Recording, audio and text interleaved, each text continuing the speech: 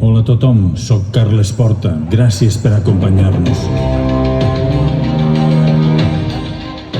Avui, 1 de setembre, ens trobem a la plaça Jaume I, davant la Basílica de Santa Maria. L'any 2019, en aquesta mateixa plaça, va tenir lloc un acte que atrau molts amants del foc i la cultura popular. Qui es podia imaginar que aquell fet seria l'última mostra de foc en aquest temple? Ara, de nou, un any més, l'ajuda dels 7 erudits a l'alquimista per fer-se amb el poder del foc infernal no ha servit de res. Presenciarem novament una explosió de sensacions?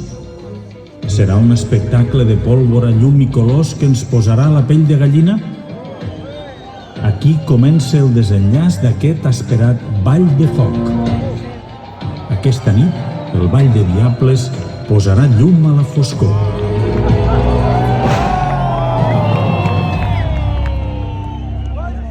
Comencem.